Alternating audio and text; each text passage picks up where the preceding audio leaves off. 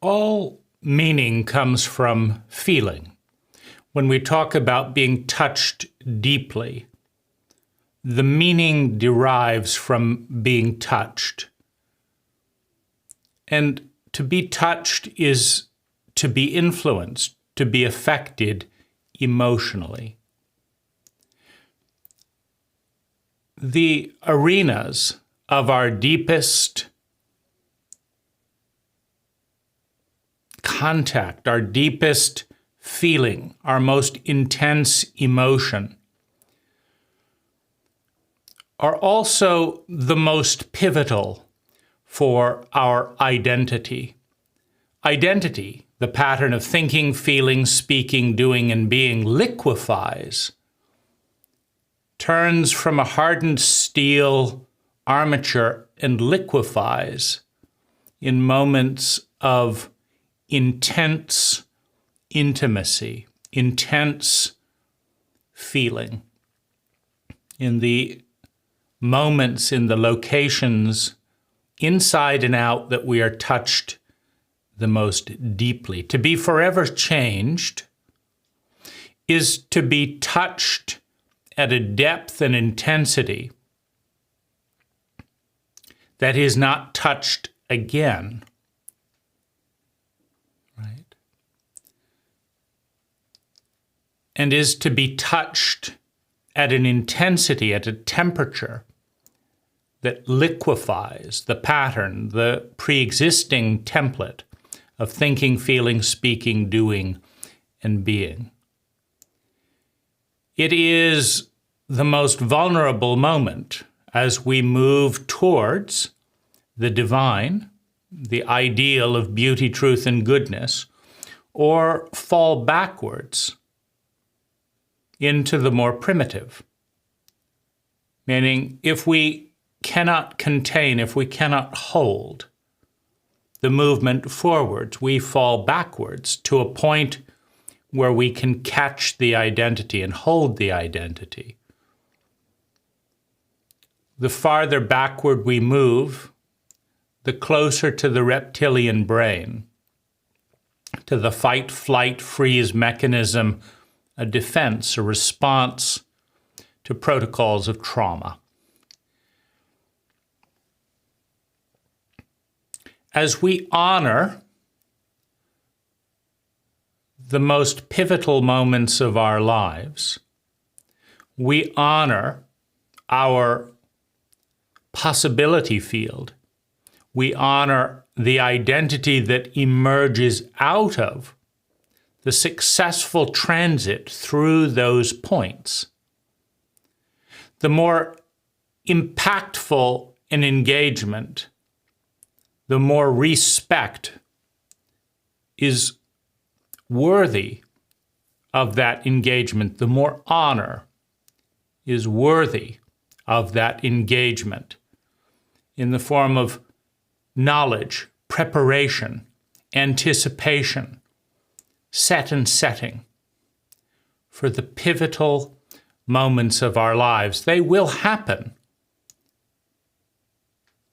But whether or not they happen as collisions, as catastrophes, or as transcendent stepping stones into our awareness of our small part in the divine connectedness of all things, depends on preparation. Now, it's useful to have a map. It's useful to have a guide and mark these territories as sacred, as worthy to prepare for. Birth. Are we born into traumatic dissociative overwhelm, or the call into community? It is one of the greatest seminal moments of identity, from the one inside the womb, the one with mother, to the beginning of the individual. to the external world, from the inner world to the outer world. Birth and the quality of birth is pivotal. The movement from mother to father, the dissociation, the no, and then the movement towards father. The movement into antipathy, the rejection of the status quo, the realization, the grasping of the cruelty that is part of every cult, every culture, every family, the unfairness, the abuse of power, the lack of skill, the imbalance, the asymmetry. As we experience that, it is the beginning. It is the beginning of the rebellion, the finding of a better way. In other words, the awareness of what's wrong, of what's asymmetrical, out of balance, is the first step towards the new evolutionary phase of iteration, of individual iteration. I'm going to do it differently, is the voice of evolution at an individual level. And we must be clear about what's wrong, what's out of tune. And there is no one clearer than an infant's body to register the dissonant, jangled sounds of incompetence and unconsciousness, which clarify through the symbol of words in the adolescents into the outrage at the status quo, so that then we can move towards adulthood, how I'm different than mom and dad in a way that takes the best of mom and dad and iterates beyond them, the voice of evolution. The first sexual experience with oneself, masturbation. The first sexual experience with another.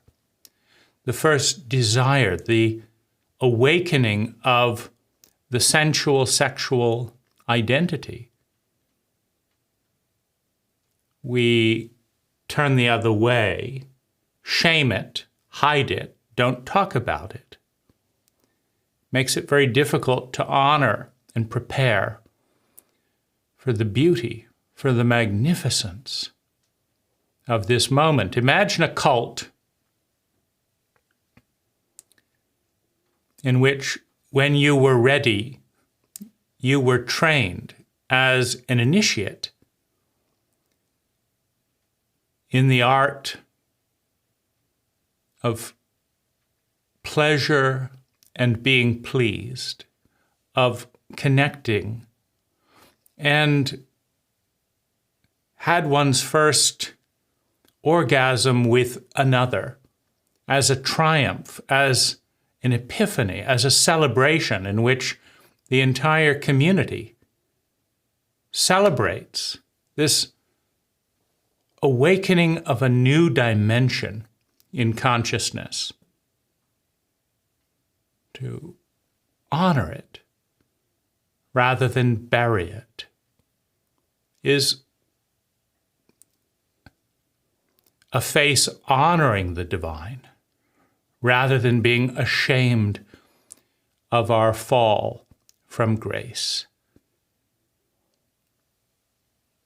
The moment of leaving the home, of learning the basic skills, shelter, food, engagement with others, producing enough value to be able to sustain one's own body. That point of departure again Is it honored by competent parents? Is it honored by the community? You are now an adult. One of the most unexplored avenues of evolution and growth is the consultation with the adolescents. The adolescent that's lived through the horror of appeasement.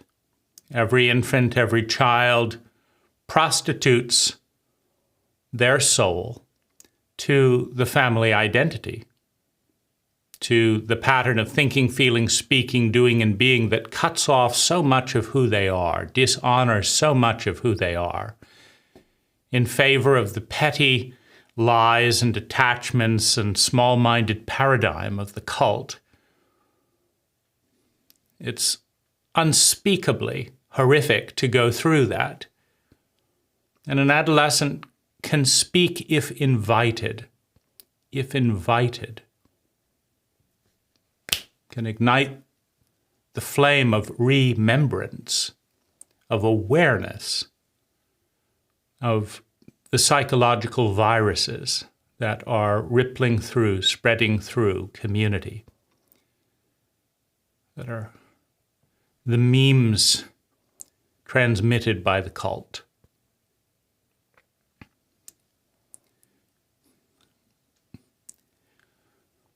The working to make money for the boss, for the client, because I need it.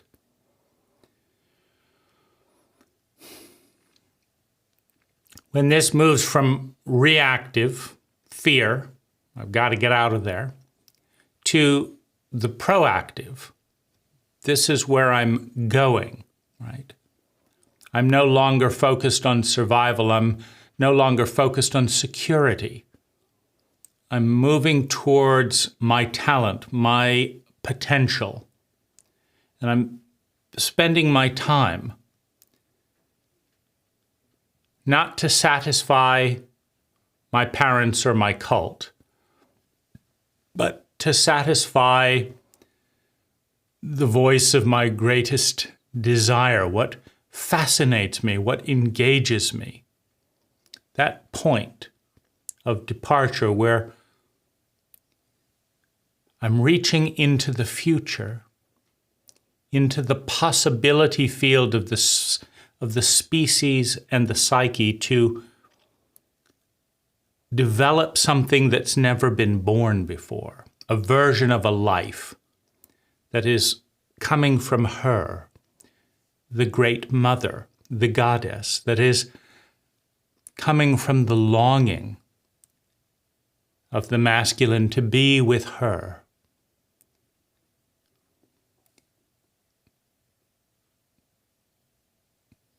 My soul coming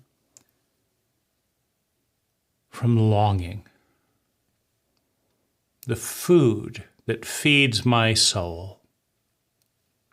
As I shape a life like this and like this. Not like that, like this. When that is honored in a cult capable of honoring such a reaching, when that is heard, when that is honored and responded to in the cult, there is a tremendous possibility for gratitude, for joy, for healing, for partnership. When it is dishonored, when it is crushed consistently by blind clubs called laws, called status quos, called the way it is. When new life is crushed by the status quo, we have a stay in evolution. When it is invited, the world becomes magical. The cult blossoms, grows new sprouts from dead branches, and stays alive. This is when you have engagement, celebration, presence. This is when the feminine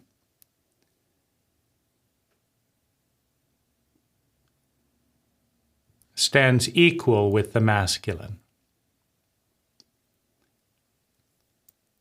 In the default mode network of the cult and of the brain.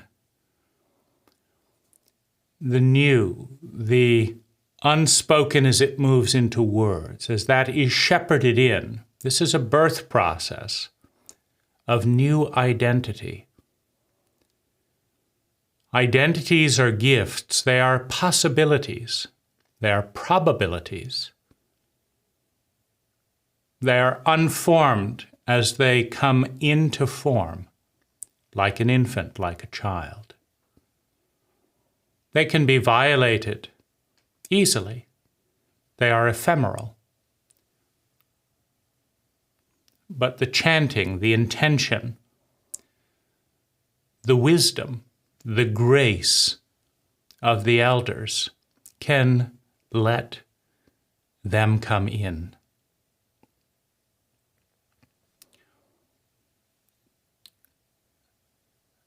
As we give birth to the new, as we honor that ephemeral moment where the new identity has not fully taken shape,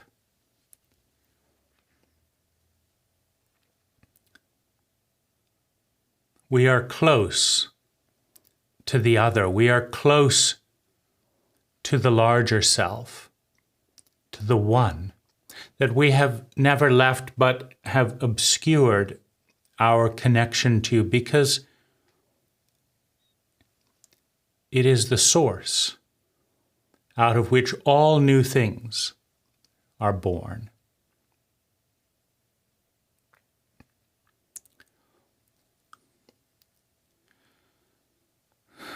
The choosing of a partner,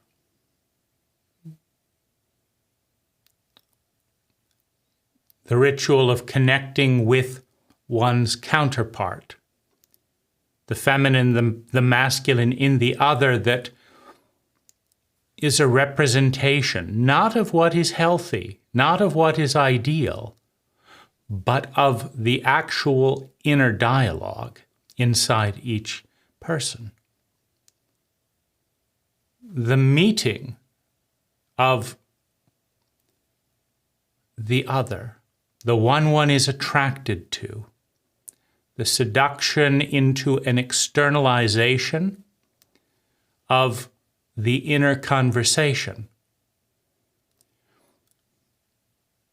The strongest sexual flow is always to be found in the closest mirroring of the deepest inner conversation between masculine and feminine, which can be found in male and female. That flow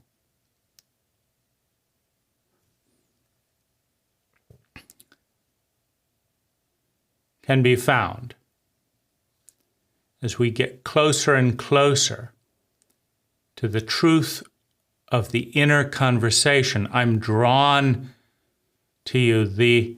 I need to talk to you. I need to exchange energy with you.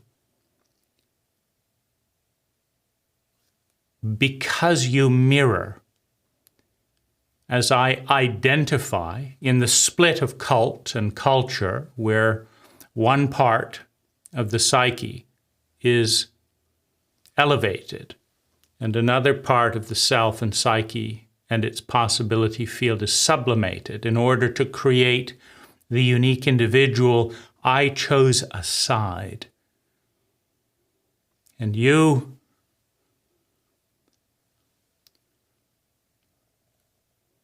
are not the healthiest, not the most perfect, but you are the most perfect fit for the one I chose not to be, that part of myself. The coupling of attraction.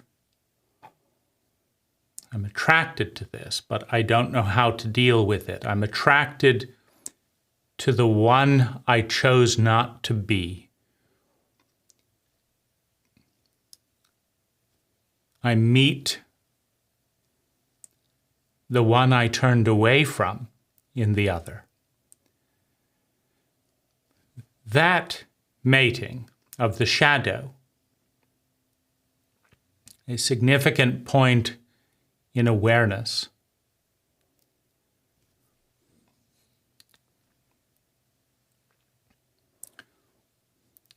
The transcendent sexual experience, connecting so deeply with another that the endogenous DMT, the endogenous hallucinogenic compounds within the brain, formulate to create a near-death experience, a transcendent experience, a radiant experience, out of the union of two bodies, out of the union of two faces of the psyche, the transcendent moment, the giving rise and giving birth to the third energy, be it a child or be it a field, that has a higher possibility than either individual in the coupling alone, than any of the triad or quad individually. A third energy emerging as two function as one to give birth to the chemistry, to give birth to the energy out of which the chemistry responds.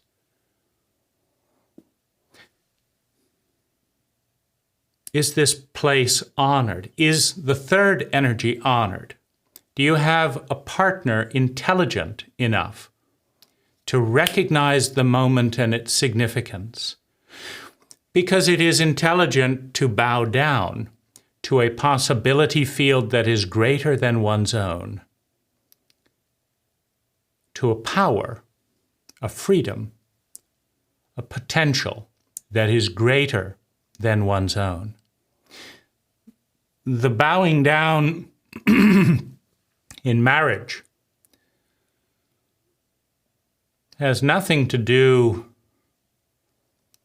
with the mind, except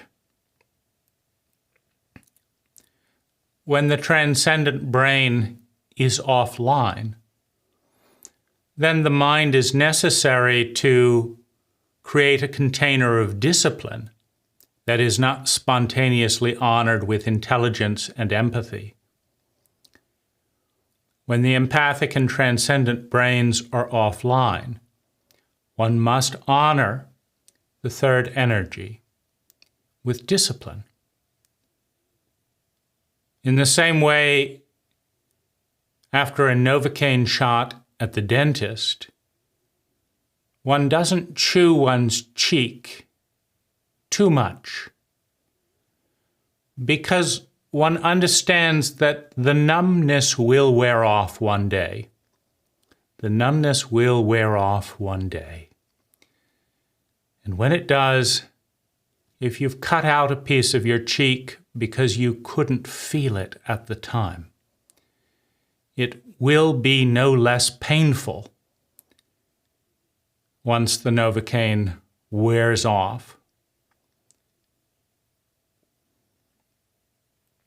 There are some things that in a reptilian state, in a traumatized state, one must know with the mind. One must honor out of an idea, because the wisdom of felt experience is lost when the reptilian brain is dominant due to prolonged trauma and a lack of traumatic repair, reflecting traumatic illiteracy in the cult.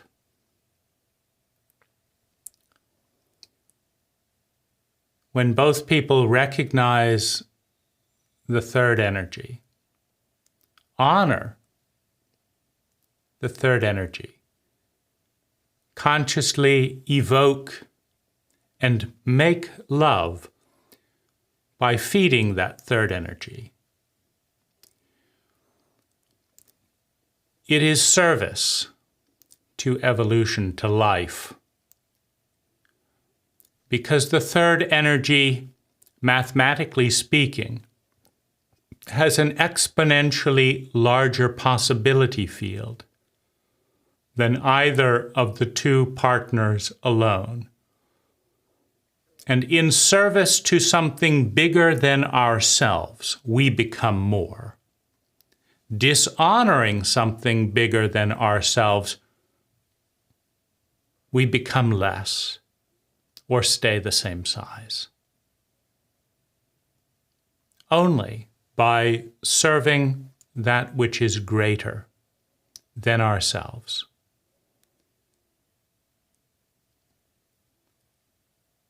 can we reach our full potential on the continuum of abject terror, loneliness, pain, powerlessness, and helplessness, moving towards conscious, sustainable fun with mastery. The pinnacle of the human experience, conscious, sustainable fun with mastery. The pit, the starting point,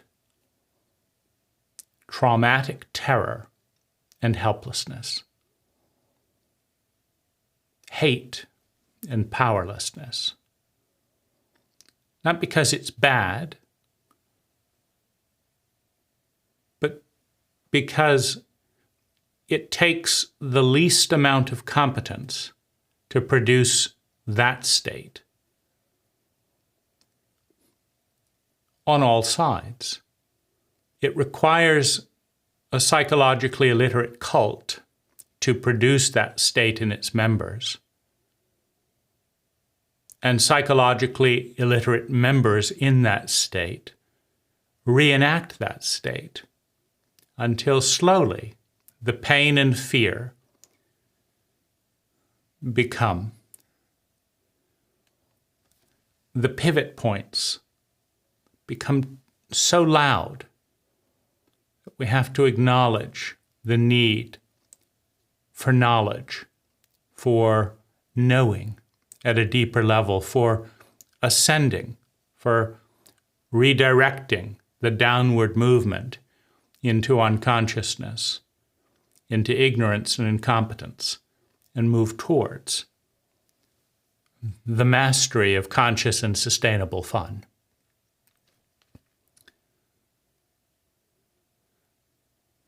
The journey away from one's cult is necessary for the evolutionary process of life.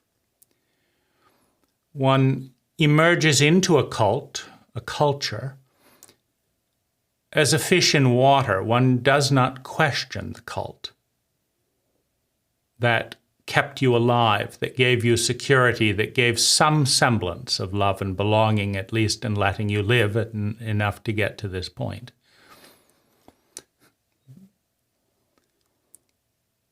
And yet it's almost impossible to question the set until you are outside of it, which is the movement to another cult, another culture. It is the journey to the unknown, to a completely different culture, often in the East, if you're in a northern Western culture. In the southern East, you find a whole landscape of personas and value hierarchies that are unfamiliar. And if one is paying attention, one can see the beauty in the other. One can see the ugliness in one's own cult, and with enough time away from it, also its beauty. And with enough time in the other, also its ugliness, its imperfection. The movement out of one's cult is the seminal moment into a wholly other culture, with the purpose of becoming one with that culture enough to look back at our own as the other. In some cases, you have the return in the hero's journey, the leaving of the circle of safety, and then the return.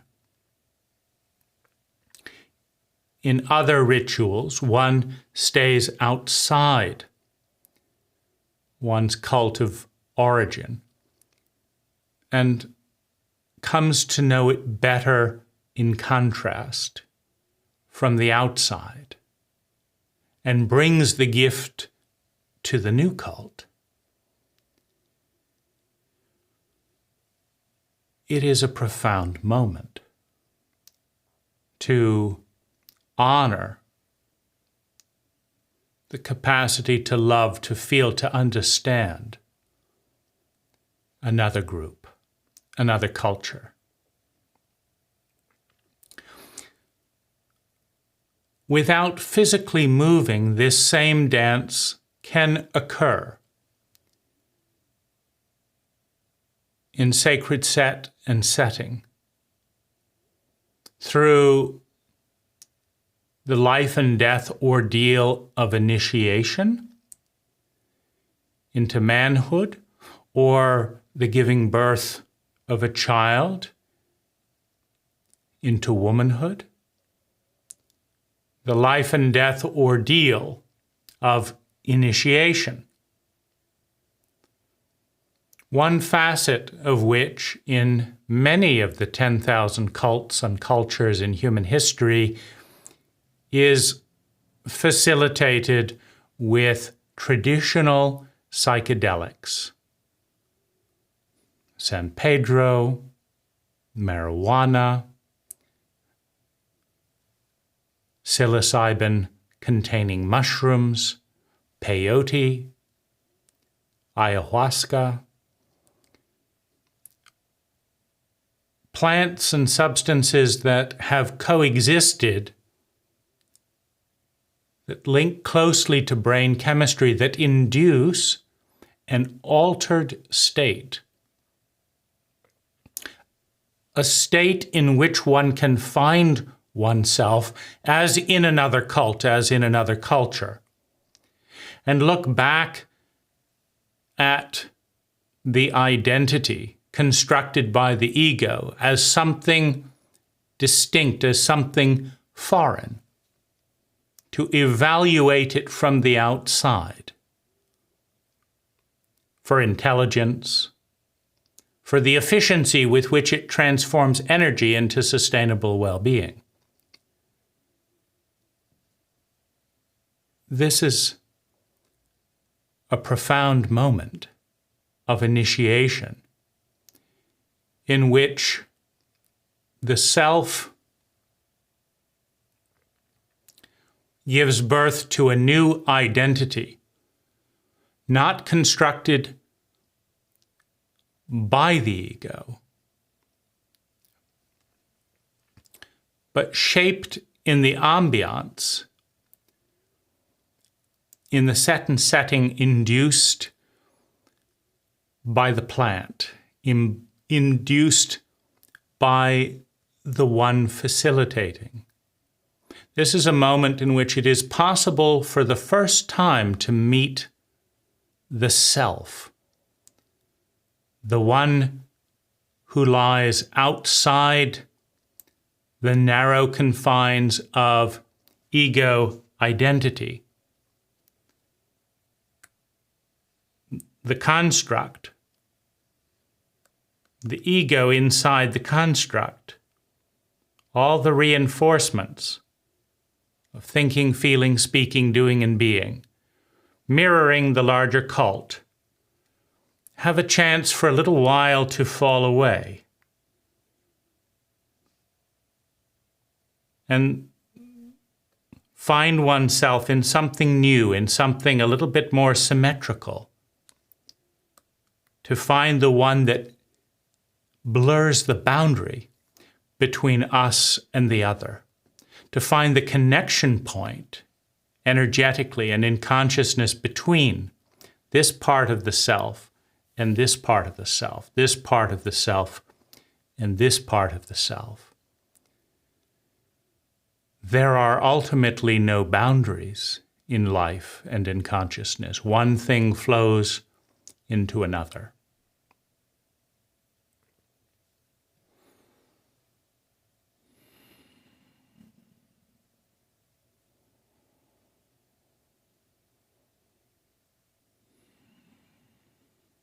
Death is the final door, the final transit to prepare for a good death, for the dissolving of the box of the identity, to begin to remember as the energy prepares to dissolve, as the structure that holds the consciousness in limited form begins to deteriorate.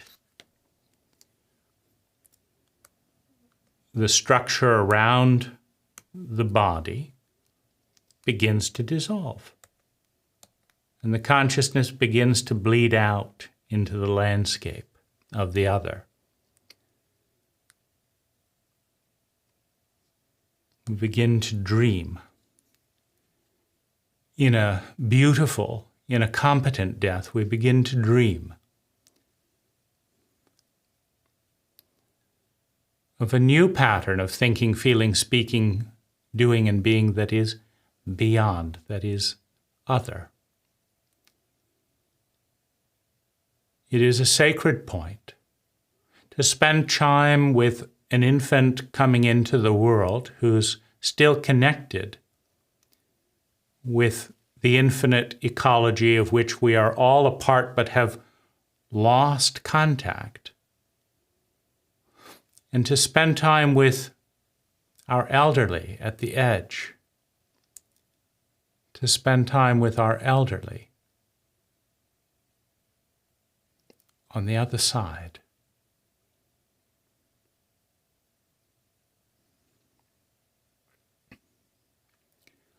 This is an honor as they begin to see through the veil. Because we're in here. We're inside the pattern of thinking, feeling, speaking, doing, and being. We're in here. And each of these layers is like insulation that obscures the vista. And as each of them fall away, we see more clearly that we are and have never been alone. That we are an inextricable part of the One that is waiting to embrace us more consciously as the walls we have erected to navigate through the possibility field as an individual are dissolved as the barriers of our belief that tune out most of reality are lifted. We find ourselves again in the great womb, in the great mother. We find ourselves again as one note in a symphony far more beautiful, far more complex, far more right than anything we could possibly construct alone. And so the greatest act of self-honoring is to surrender the partition, to join something infinitely more beautiful than we could ever be as a particle. But to add that particle to the symphony, that note, so that the symphony is more beautiful with our note added to the mix. As intelligent individuals in an intelligent culture, we will honor each of these transitions. And there's one more. The point at which our investments reach the point where we no longer need to prostitute ourselves to our parents, to our debts, to our cult, but can step into the identity that resonates most closely with us and live freely from a point of grace. Hi, I'm Dane Rose. All knowledge begins with a paradigm, and out of that paradigm comes an idea, an awareness that we adopt, reject, or synthesize into something better. It doesn't become wisdom, it doesn't become useful until we take action, until we integrate it into not only our thoughts, but our feelings, our body, our words, and our way of being. For that to occur, we have to move from the passive media paradigm into more active engagement. In the link below, in the More Information section, is an invitation to join a very small, deliberately filtered, high-quality discussion with a group of people who share a common language and want to work with these ideas, with me and with one another, with the sole goal of creating 10 times more sustainable well-being for ourselves and those around us per unit of energy invested. Thank you for watching.